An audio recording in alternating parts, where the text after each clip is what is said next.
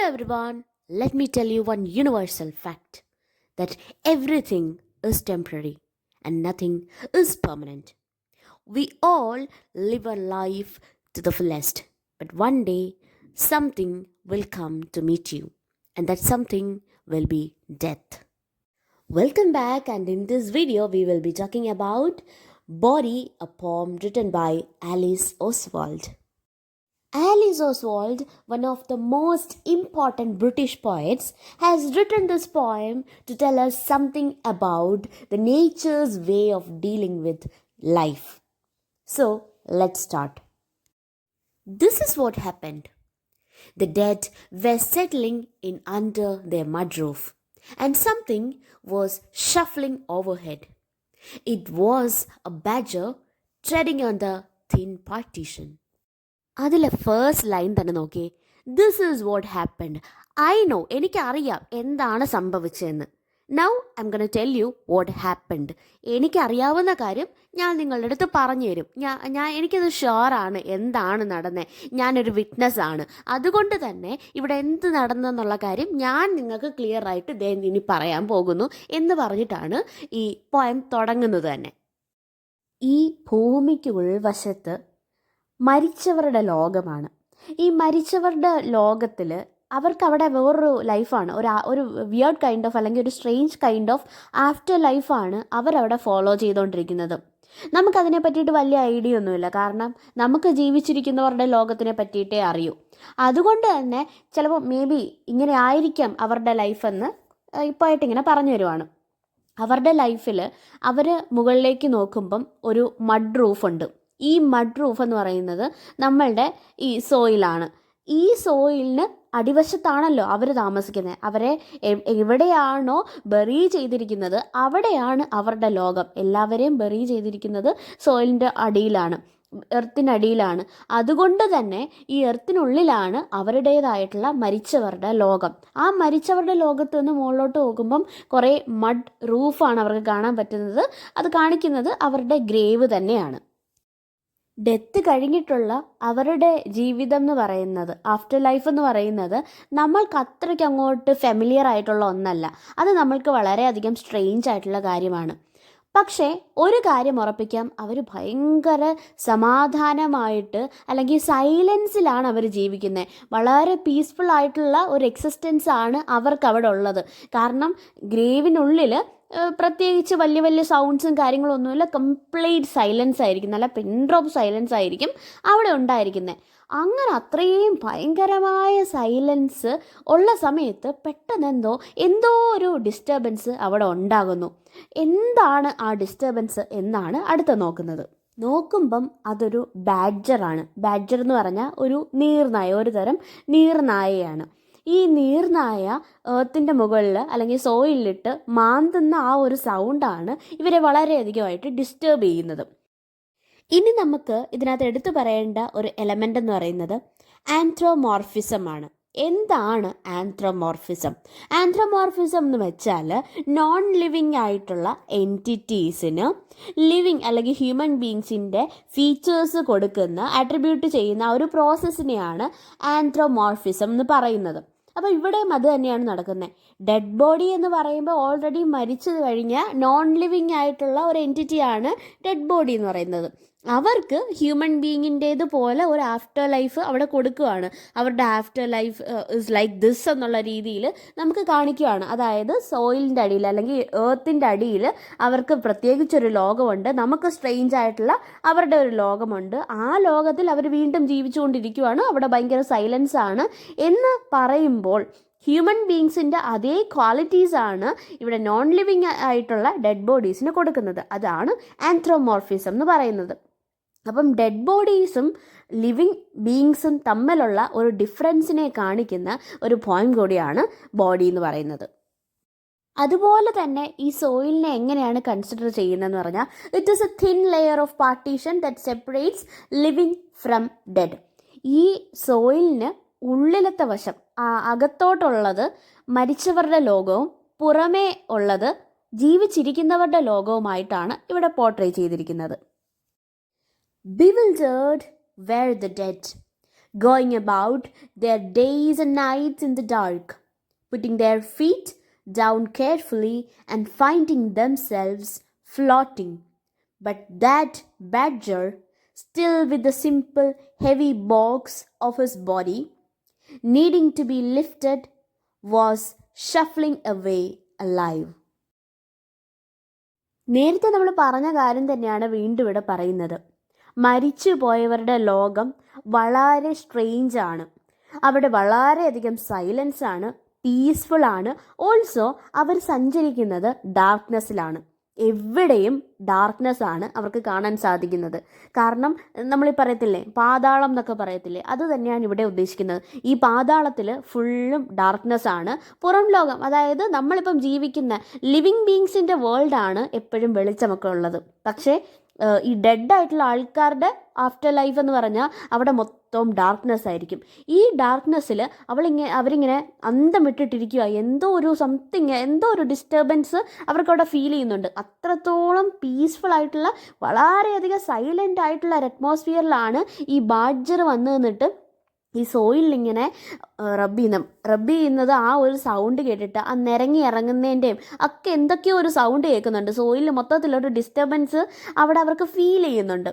ആ ഫീലിങ്ങിലൂടെയാണ് അവർ പെട്ടെന്ന് ഇങ്ങനെ ഞെട്ടുന്നു. എന്താണ് ഇവിടെ പെട്ടെന്നൊരു സൗണ്ട് എന്നുള്ള രീതിയിൽ ഇങ്ങനെ ഞെട്ടുന്നു. ഓൾസോ പറയുന്നുണ്ട് അവർ നടക്കുകയല്ല ചെയ്യുന്നത്. നമ്മളിപ്പം സിനിമയിലും സീരിയലിലും ഒക്കെ കാണത്തില്ലേ, പ്രേതം നടന്നു വരുന്നതായിട്ടല്ലല്ലോ, പ്രേതത്തിൻ്റെ കാല് താഴെ തട്ടില്ല എന്നൊക്കെയാണല്ലോ പറഞ്ഞു വെപ്പ്. അപ്പോൾ അതുകൊണ്ട് തന്നെ അതുപോലത്തെ ഒരു റെപ്രസെൻറ്റേഷനാണ് ഇവിടെയും കാണുന്നത്. പ്രേതം നടക്കുവല്ല, അല്ലെങ്കിൽ മരിച്ചവർ നടക്കുവല്ല, അവർ വായുവിലൂടെ ഇങ്ങനെ ഫ്ലോട്ട് ചെയ്യുവാണ്. അവരുടെ ഫീറ്റ് വെച്ചിട്ട് അവർ ഫ്ലോട്ട് ചെയ്യുവാണ് ചെയ്യുന്നത്. ആ ഇരുട്ടിലൂടെ അവരങ്ങോട്ടും ഇങ്ങോട്ടും ഇങ്ങനെ ഒഴുകി നടക്കുവാണ്. അല്ലാതെ അവർ നടന്നല്ല പോകുന്നത്.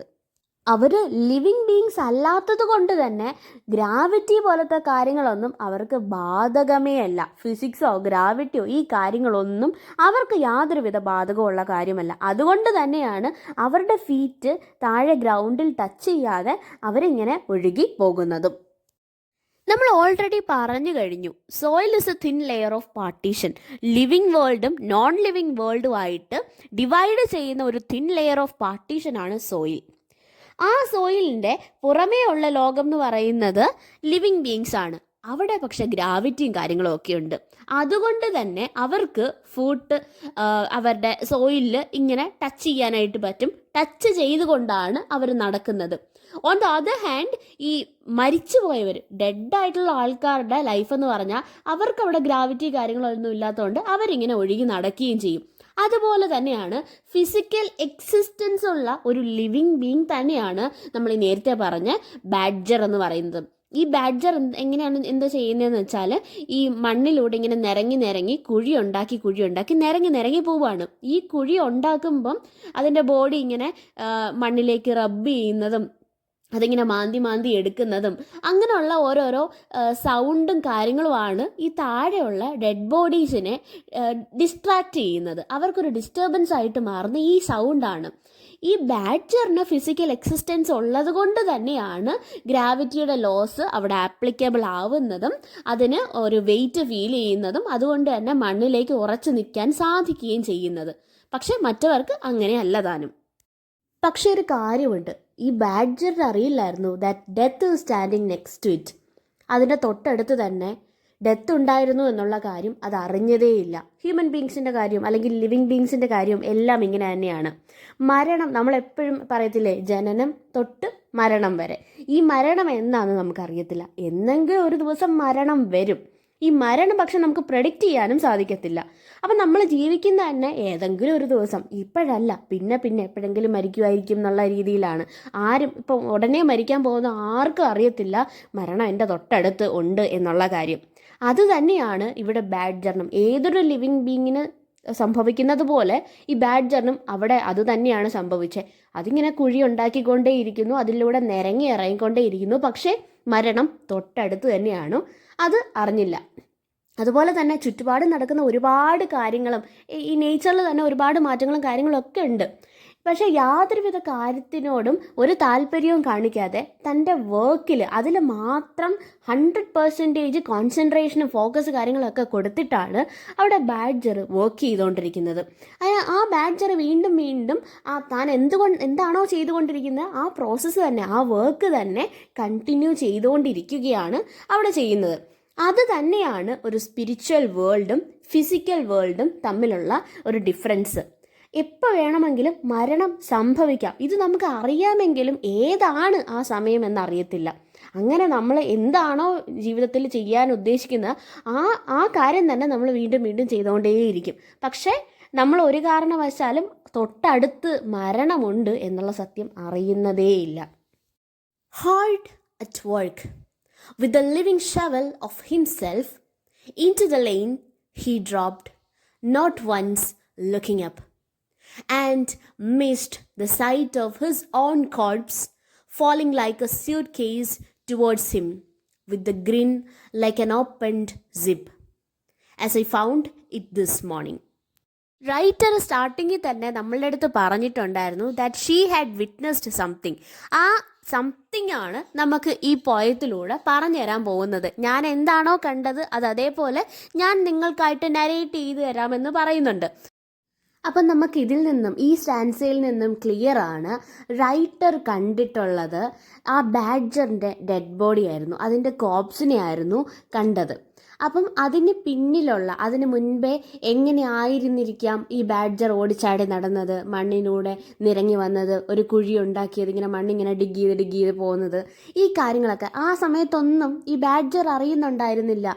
ഒരു സമയമാകുമ്പോഴത്തേക്കും തൻ്റെ ബോഡി ഈ കുഴിയിലേക്ക് തന്നെ വീഴുമെന്നും താൻ മരിച്ചു പോകുമെന്നും ഇതൊന്നും അറിയുന്നില്ല. നമ്മൾ സാധാരണ എല്ലാ മനുഷ്യരെയും പോലെ അല്ലാതെ എല്ലാ ലിവിങ് ബീങ്സിനെയും പോലെ മരണം വരുന്ന സമയം അതും അറിയുന്നില്ല. അപ്പോൾ അതിൻ്റെ ഡെഡ് ബോഡി കണ്ടിട്ടുള്ള ഒരാളാണ് ഈ റൈറ്റർ എന്ന് പറയുന്ന ഈ സ്പീക്കർ ഇത് കണ്ടിട്ട് നമ്മളോട് നരേറ്റ് ചെയ്ത് തരുവാണ്. എല്ലാവരുടെ കാര്യവും ഇത്രയൊക്കെ ഉള്ളൂ, നമ്മൾ ആരും ഒന്നും അറിയത്തില്ല. താഴെ വേറൊരു ലോകമുണ്ട്, മരിച്ചവരുടെ ലോകമുണ്ട്, മുകളിൽ ജീവിച്ചിരിക്കുന്നവരുടെ ലോകമുണ്ട്. ഈ ജീവിച്ചിരിക്കുന്നവരുടെ ലോകത്തിൽ നമ്മൾ ചെയ്തുകൊണ്ടിരിക്കുന്ന ജോലികൾ ഇങ്ങനെ ചെയ്തുകൊണ്ടേയിരിക്കും. പക്ഷേ ഒരു സമയമാകുമ്പോഴത്തേക്കും നമ്മൾക്ക് തിരിച്ചു പോവേണ്ടി വരും, ഈ താഴത്തെ ലോകത്തിലേക്ക് മാറേണ്ടി വരും. അപ്പോഴും നമ്മളുടെ ഈ മരിച്ചു കിടക്കുന്ന ആ ബോഡിയിൽ, ആ ബാഡ്ജറിൻ്റെ ബോഡിയിൽ അതുപോലൊരു ചിരിയുണ്ടെന്നാണ് പറയുന്നത്. ഒരു സ്യൂട്ട് കേസ് തുറന്ന് വെച്ച മാതിരി അതിനെ കാണാൻ സാധിക്കുമെന്നാണ് പറയുന്നത്. ജസ്റ്റ് ഒരു ഒബ്ജക്റ്റ് പോലെയാണ് ഈ ബോഡി വന്ന് വീഴുന്നത്.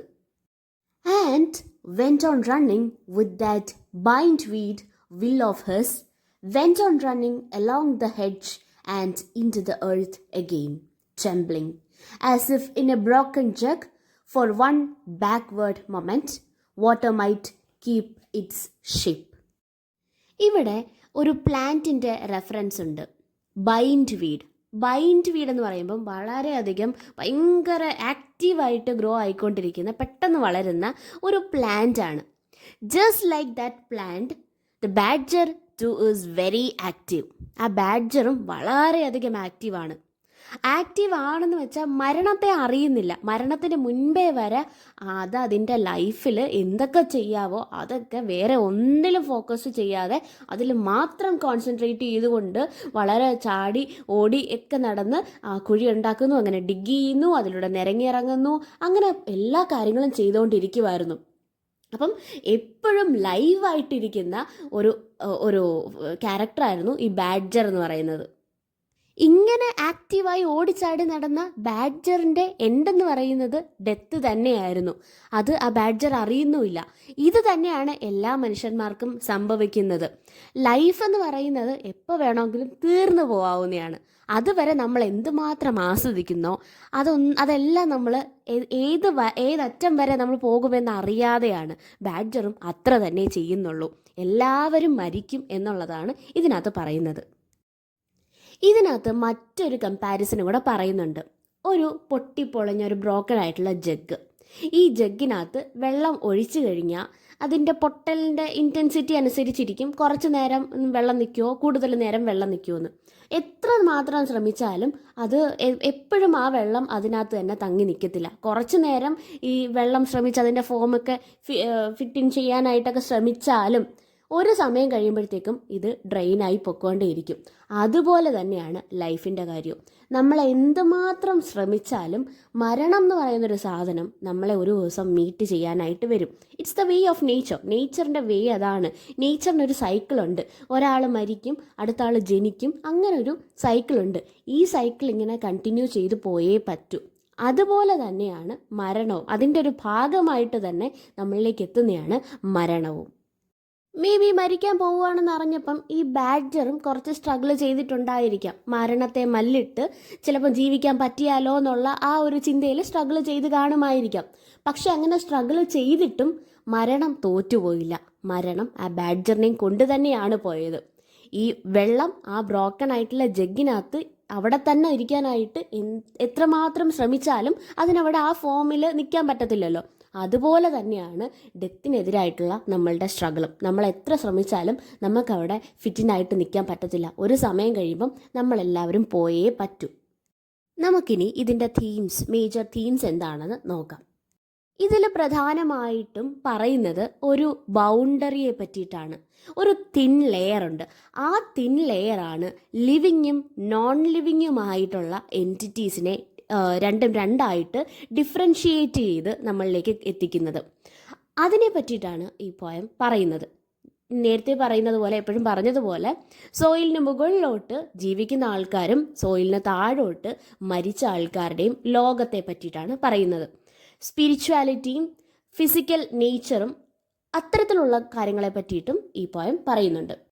Next one is transient nature of existence. നമുക്ക് ഈ ലോകത്ത് ടെമ്പററി ആയിട്ടുള്ള എക്സിസ്റ്റൻസ് മാത്രമേ ഉള്ളൂ. നമുക്ക് പെർമനൻ്റ് ആയിട്ട് ഇവിടെ നിൽക്കണം എന്ന് വിചാരിച്ചാൽ അത് സാധിക്കില്ല. One day death will come in search of every one of us. നമ്മളെ തേടി ഒരു ദിവസം മരണം വരും. അതുകൊണ്ട് തന്നെ പെർമനൻ്റ് ആയിട്ട് നമുക്ക് ഈ ലോകത്ത് നിൽക്കാൻ പറ്റത്തില്ല. അതിനെ പറ്റിയിട്ടും ഈ പോയം സംസാരിക്കുന്നുണ്ട്. ഇനി മറ്റൊരു കാര്യം പറയുന്നതെന്ന് വെച്ചാൽ, ലിവിങ് ബീങ്സും നാച്ചുറൽ വേൾഡ് അല്ലെങ്കിൽ നേച്ചറും തമ്മിലുള്ള ആ ഒരു കണക്ഷനെ കാണിക്കാനാണ് ഇവിടെ ബാഡ്ജറിനെ യൂസ് ചെയ്തിരിക്കുന്നത്. ബാഡ്ജർ തൻ്റെ സ്വന്തം ബോഡിയെ ഒരു മൺവെട്ടി പോലെ യൂസ് ചെയ്തിട്ട് അവിടുത്തെ മണ്ണിങ്ങനെ ഡിഗ് ചെയ്ത് പൊക്കോണ്ടിരിക്കുകയാണ്.